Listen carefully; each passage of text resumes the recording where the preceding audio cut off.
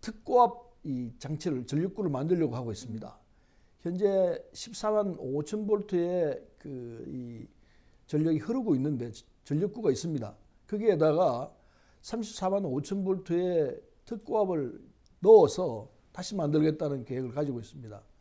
근데 그게 원래 주민들에게 약속했던 부분은 40 내지 50m까지 파가지고 새롭게 파서 하겠다 이렇게 약속을 했는데 그 약속이 지금 안 지켜지고 있어요. 네. 8m에 있는 지금 현재 있는 15만 4천 볼트의 고압선에다가 그 전력구에다가 넣어서 34만 5천 볼트의 이 특고압을 넣어서 건설하겠다 하는데 이건 학교가 지나가고 있거든요. 학교 밑을 지나가는 상황이기 때문에 초중고가 함께 있는 상황에서 아이들에게 굉장히 전자파 피해가 있을 가능성이 굉장히 높죠. 그래서 지역 주민들이 굉장히 오랫동안 이 부분에 대해서 시위도 하고 뭐 많은 저항을 하고 있습니다. 현재까지도. 그래서 제가 국회에다가 한 전 부사장을 국정감사장을 모셔다 놓고 불러서 이 문제를 따졌습니다. 그래서 약속한 대로 원래 한전이 약속한 대로 40m 밑으로 파서 이 문제를 해결해라 이렇게 얘기를 하고 있고 그래서 그게 법제화시켜야 할 필요가 있다 생각해서 이 학교 환경법과 그리고 건설법을 만들어서 법제화해서 이 문제를 해결하고자 하는 생각을 갖고 있습니다. 주요 공약에 대한 자세한 이야기를 좀 들어봤는데요. 중진 의원으로서 당선이 되면 임기 내 이것만큼 반드시 해내겠다 하는 부분도 설명을 좀 해주시죠. 전 이제 일테면은 이 당의 최고위원이기도 하고 또 5선이 될 셈입니다. 그렇게 되면은 우리 부천을 아까 말씀드린 대로 제대로 된 도시를 만들자 이게 있는가 하면 또 한편으로는 국가 전체 입장에서 우리 경제를 살려내고 한반도의 평화가 곧 경제 문제다. 저는 그렇게 인식하고 있습니다. 그래서 남북관계가 잘 전개가 되면은 우리의 경제 문제도 먹고 사는 문제도 해결된다 이런 생각을 갖고 있습니다. 일테면은 개성공단 같은 이런 이 단지를 뭐 수십 개 만든다면은 우리 경제는 한 단계 잠파하는 상황이 올 것이다. 북한 특수가 올 수 있다. 그걸 만들어내야 한다. 이걸 만들어내면 우리 경제는 지금 뭐 3%도 성장 못해서 전전긍긍하고 있습니다만은 3%는 너끈하게 그리고 4%까지 성장할 수 있는 폭발적 성장이 가능하다. 저는 그렇게 생각하기 때문에 남북 관계가 정리가 되면은 곧 평화가 되면은 경제도 함께 온다.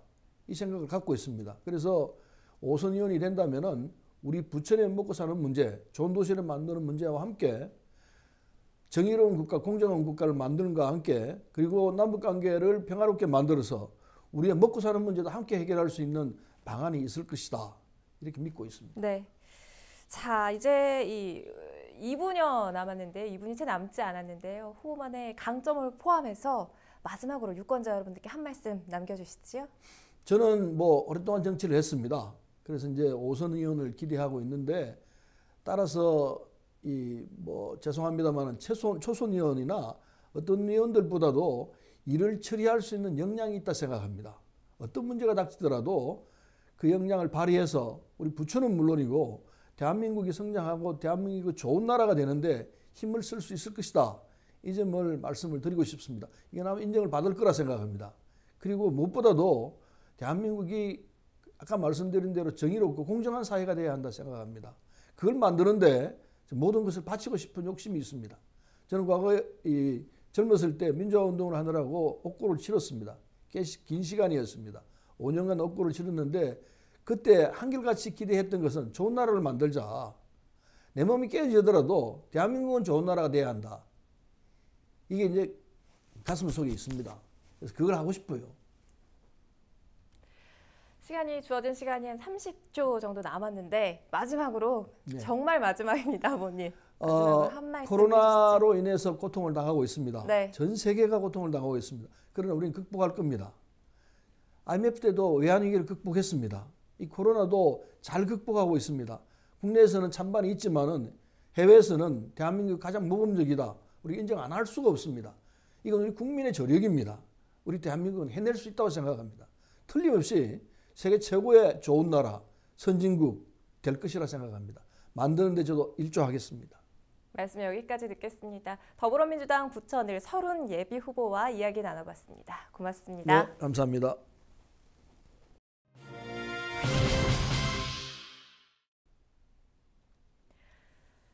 총선을 앞두고 부천 을 예비 후보들 만나보고 있습니다. 이번에는 미래통합당의 서영석 예비 후보와 이야기 나눠보겠습니다. 안녕하십니까? 안녕하세요. 반갑습니다. 어서 나와주십시오. 네, 서영석입니다. 미래통합당 경선에서 임혜규 전 국회의원을 따돌리고 저력을 과시하며 본선행을 확정 지었습니다. 그런 만큼 각오도 남다를 텐데 후보로서 출마의 변부터 말씀을 해주시지요. 네, 우리 시민 여러분들께서 저 열망을 가지고 이 서영석을 공천해 주셨습니다. 그래, 이 서영석은 정말 우리 시민들의 그 열망에 발맞추어서 우리 부천의 발전을 위해서 노력하겠고요. 그리고 지금 부천이 일당 체제로 인해서 사실 상호 견제가 이루어지지 않고 있습니다. 네. 그러다 보니 이 부분에 대해서 정말 이번 총선에서는 꼭 상호 견제가 이루어질 수 있도록 우리 미래통합당 서영석 후보가 꼭 당선이 돼야 되겠고요. 또 하나는 지금 국가 경제가 지금 상당히 참 침체되어 있습니다. 이 부분을 어떻게 하면 해소할까에 대한 생각들입니다. 그래서 정말 이 무능하고 좀 오만한 또한 이 정권을 심판하고 정말 이 서영석이가 국가 경제를 좀 일으키고 발전시키는 방향에서 최선을 다해 나갈 계획입니다. 네. 부천에서 오랫동안 생활을 해 오셨지요. 그렇습니다. 후보가 생각하는 지역의 최대 현안은 뭔가요? 지금 이제 중동 신도시가 30년, 상동 신도시가 한 20여 년 돼서 우리 주민들이 정말 이제 조금 노후화되어 있습니다. 그러다 보니까 주민들이 얼마만큼 쾌적한 삶을 누릴 수 있게 하는 게 중요한데 가장 첫째는 외곽순환도로가 정체되고 막혀 있음을 통해 가지고 남북이 상당히 소통하기 좀 어려운 부분들이 있고요. 또 하나는 우리 중동에 그 하나밖에 없는 중앙공원이 사실 좀 너무 노후되어 있습니다. 그래서 그런 부분들을 어떻게 하면 해소해 나가고 주민들에게 쾌적한 삶을 또 드릴 수 있을까에 대한 부분이 현안이라고 저는 생각하고 있습니다. 네. 지역의 현안, 쾌적한 주민 삶을 위해서 일단 교통 현안 말씀을 해주셨고 또 공원 노후화 관한 문제를 좀 짚어주셨는데 이 현안과 맞닿아 있는 주요 공약을 좀 3가지 정도 들어볼까요? 예. 현재 그 외곽순환도로 고속도로가 상당히 정체되어서 좀 국가적으로 그렇고 또 지역 주민들에게도 상당히 나쁜 환경을 좀 제공하고 있거든요. 불편하죠. 예, 그래서 지금 하부 공간을 도로화해서 그 부분이 좀 더 소통이 해소될 수 있도록 하고 또 그 부분과 함께 검토할 수 있는 것이 이제 지금 지하하는 부분도 지금 검토를 해 가고 있습니다. 그래서 외곽순환 고속도로가 정체가 해소됨을 통해서 남북이 소통이 좀 원활하게 될 수 있도록 해줘야 되고 또 하나는 지금 중앙공원이 두 번째 이제 공약으로는 중앙공원이 좀 전에도 말씀드렸듯이 좀 리모델링이 필요한 그러한 지금 지역입니다. 그래서 좀 힐링파크 주민들이 정말 휴식으로 그 공간을 즐길 수 있는 또 함께 할 수 있는 여가생활을 함께 할 수 있는 그런 공간을 만들어 줘야 되는데 그러기 위해서 그 중앙공원의 사면에 그 도로를 지하화해서 아파트와 공원이 연결될 수 있도록 하겠습니다. 그래서 아파트 앞들이 될 수 있도록 지금 만들어줘서 그리고 지금 다면에 도로가 되어 있다 보니 운동할 때 그 분진이라든가 매연으로 인해서 사실 운동의 어떤 효용 가치를 높일 수가 없습니다. 그래서 그런 부분 때문에 그래서 이제 그 중앙공원을 좀 녹지화하고 또한 주민들이 체육이나 또 운동이나 하여튼 그 여가 생활을 잘 즐길 수 있도록 그러한 공간을 만들어 줄 계획입니다. 그래서 힐링파크 공약을 가지고 있고요. 또 하나는 이제 지금 부천에 그 오피스텔이라든가 이런 지금 공동화되어 있는 지역들이 많습니다. 지금 그래서 그런 부분들을 오피스 에어비앤비 그래가지고 그 창업자들에게 특히 청년 창업자들이나 IT 산업에 그 연구하는 부분들을 해서 그분들을 통해서 지원할 수 있도록 하는 그러한 오피스 에어비앤비 정책을 가지고 있습니다. 네. 네. 또 지역이 당면한 이 과제가 있지요. 네, 그렇습니다. 영상단지 문제일 텐데 좀 구체적으로 이 영상단지 어떻게 특화시켜 나가야 할지 또 주거 비율을 낮추게 되면 또 사업성이 떨어져서 더 지체될 우려도 있는 부분인데 이 부분은 어떻게 해결해 나가실지 궁금하거든요.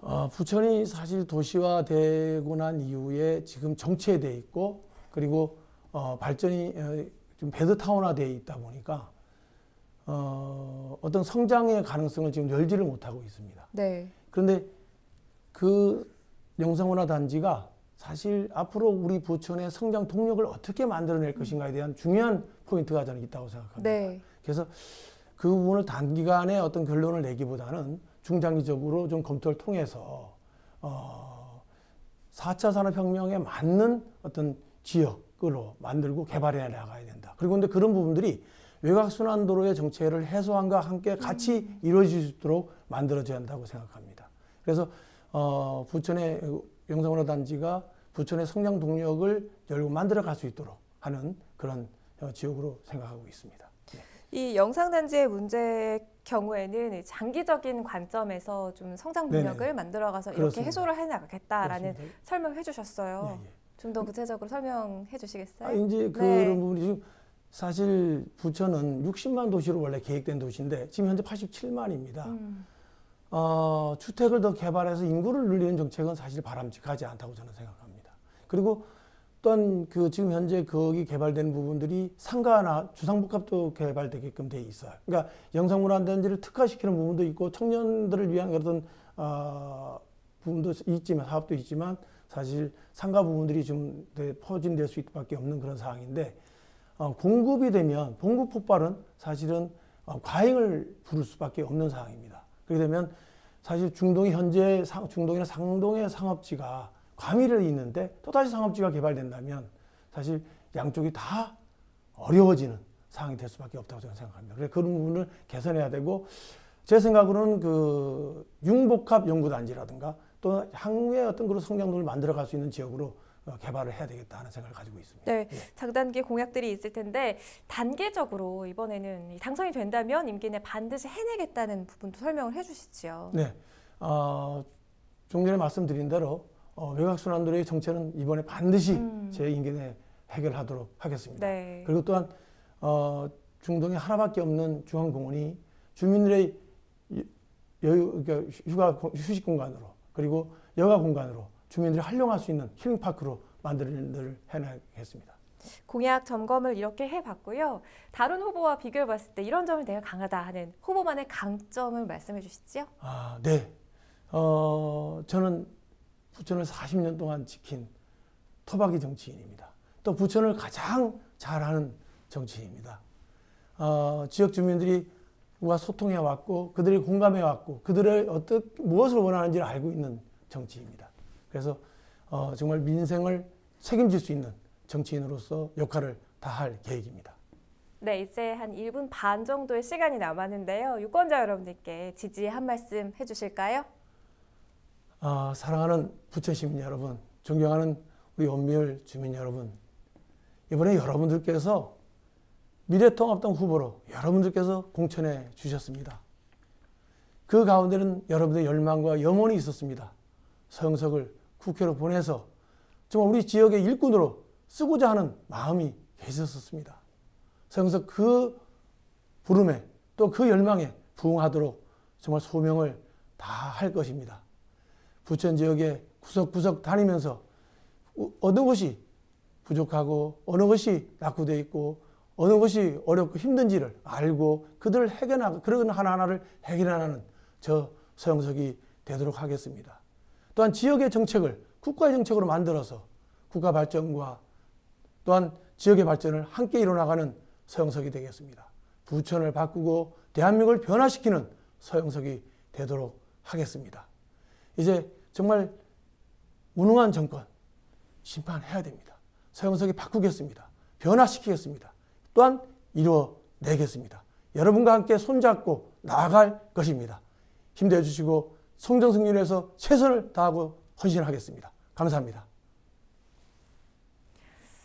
4.15 총선을 앞두고 예비 후보들 만나보고 있습니다. 부천을 미래통합당 서영석 예비 후보와 이야기 나눠봤습니다. 오늘 말씀 고맙습니다. 감사합니다.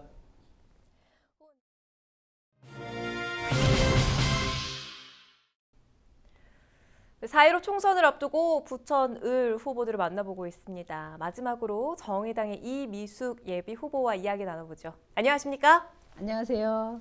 어서 나와주십시오. 정의당 예비 후보로 21대 총선에 첫 도전을 하게 됐는데 먼저 예비 후보로서 출마의 변부터 들어볼까요?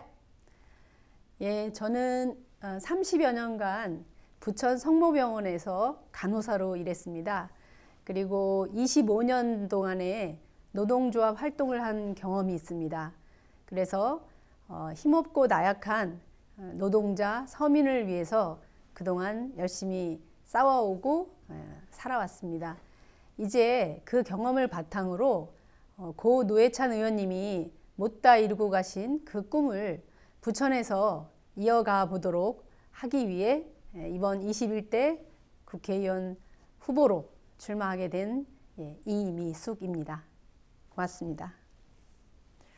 자, 간호사로 보건 현장에서 일하면서 보건의료 전문가로 이제 알려져 있는데요. 후보가 생각하는 이 부천을 지역의 현안은 뭐라고 보십니까? 예, 부천이 전국적으로 인구 밀도가 가장 높은 도시로 정평이 나 있습니다. 그럼에도 불구하고 부천에서는 곳곳에서 난개발로 인한 교통 문제, 그리고 먼지, 미세먼지 이런 것들로 인해서 환경 문제가 굉장히 심각하게 대두되고 있습니다. 복합 영상단지도 지금 개발을 한다는 이야기가 있는데 앞으로 거기까지 개발이 된다면 부천의 이 대기환경 문제는 좀 더 심각해질 거라고 보여지고요. 그리고 지금 상동 지역에 특고압 전력구 매설을 추가로 한다는 한전의 입장에 맞서서 주민들이 반대를 하고 있습니다. 주민들의 건강에 심각한 위협을 주는 전자파 문제, 이것을 아직도 해결하지 못하고 있는 상황인데요. 이 문제를 주민들과 함께 슬기롭게 지혜를 모아서 해결해 가는 것이 우리 을 지역의 현안 문제라고 생각합니다. 현안을 짚어봤습니다. 환경 문제, 그리고 복합 영상단지 개발 문제, 또 특고압 전력구 매설 문제를 짚어주셨는데, 자, 이 부분과 맞닿아 있는 부천을 지역구 유권자들에게 제시할 주요 공약 3가지 정도를 좀 들어볼까요? 예, 제가 노동운동 출신이고 또 보건의료인 출신이기 때문에 그 지점을 좀 강조하고 싶었는데요.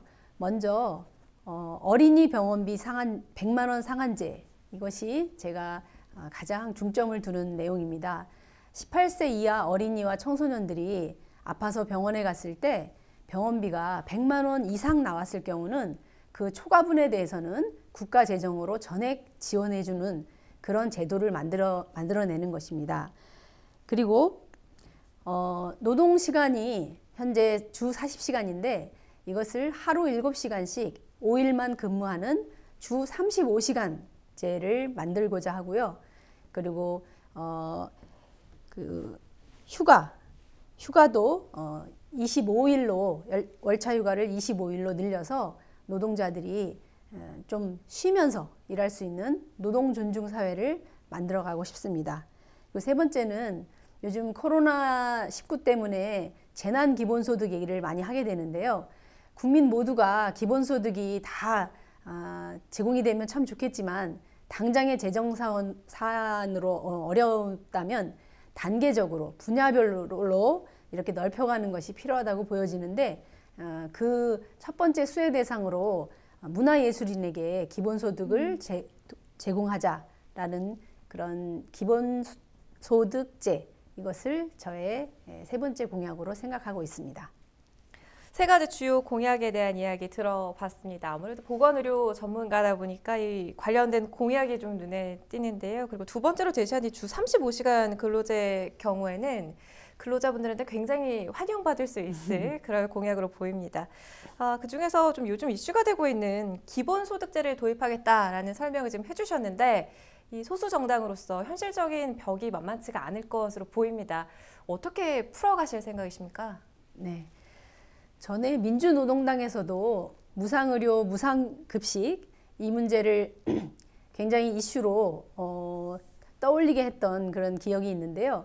그 당시만 해도 정말 그게 허무맹랑한 그런 것처럼 들리는 공약이었습니다. 하지만 머지않아 무상급식은 실현이 되었고 무상의료도 지금 암이라든가 이런 건 굉장히 저렴한 비용으로 의료비를 내고 있는데요.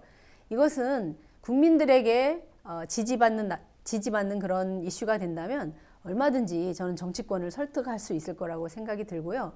특히 요즘같이 코로나 전국일 때는 자영업자들이라든가 제대로 지금 소득도 없이 너무나 힘들게 살아가고 있는 것이 눈에 보입니다. 이런 공감대를 사회적으로 넓혀갈 수 있다면 저는 충분히 저희가 소수 정당이긴 하지만 다른 정치권 의원님들과 함께 머리를 맞대고 해결해 나갈 수 있는 방안을 모색할 수 있다고 보여지고요. 저는 반드시 필요하다고 그렇게 생각합니다. 사회적인 공감대를 형성해서 풀어나가겠다라는 설명을 드려봤는데요. 이 공약이란 게 장기적인 계획이 필요한 사업이 있겠고 또 임기 내 가능한 사업도 있겠죠. 당선된다면 임기 내에 반드시 이것만은 해내겠다 하는 공약에 대해서도 말씀을 해주시지요. 네, 앞서도 말씀드렸듯이 제가 중점적으로 생각하고 있는 어린이 병원비 100만 원 상한제, 이것은 지금의 건강보험 재정으로도 얼마든지 가능하다고 저는 보여집니다. 그래서 지난번 그 암부터 무상의료 암의 진료비를 대폭 낮추었던, 보장성을 강화했던 이런 선례도 있고 해서 점차적으로 무상의료로 가기 위한 단계적 조치로서 어린이 병원비 100만 원 상한제는 큰 재정을 투입하지 않더라도 얼마든지 가능하기 때문에 제 21대 국회 임기 내에 반드시 이뤄낼 수 있을 거라고 확신합니다. 네, 아주 힘을 실어서 공약에 대해서 설명을 해주셨습니다.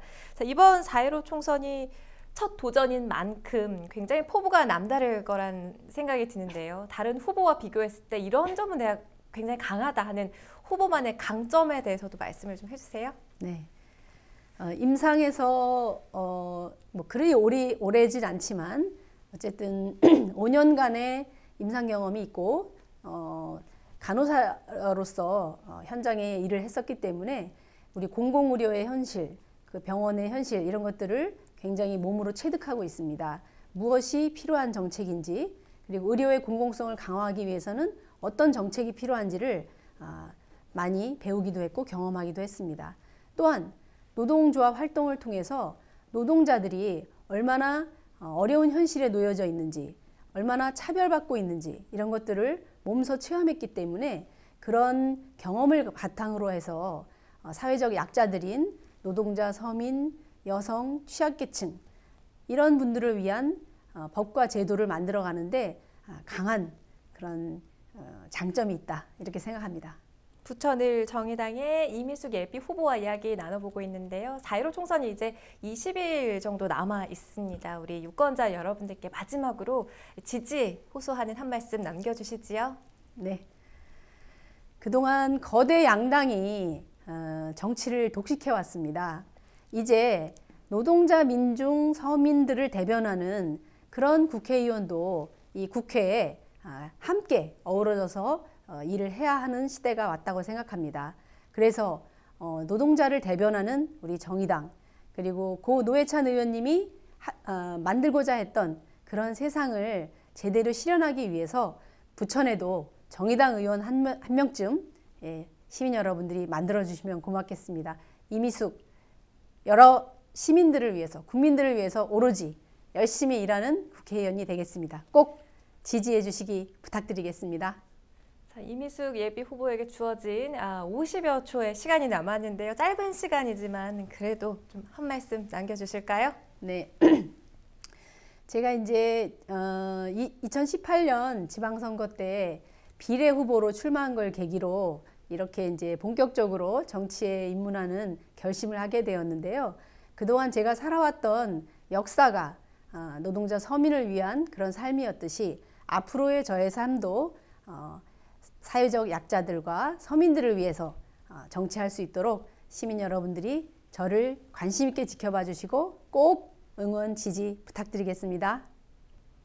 네, 이렇게 해서 부천 을 정의당의 이미숙 예비 후보와 이야기 나눠봤습니다. 말씀 고맙습니다. 감사합니다. 네, 이 새 후보 외 부천 을에는 민중당의 이종남 예비 후보, 그리고 국가혁명 배당금당의 남궁진숙 예비 후보가 경선을 통해 확정됐습니다. 헬로 이슈토크 모든 순서를 마칩니다. 시청해주신 여러분 고맙습니다.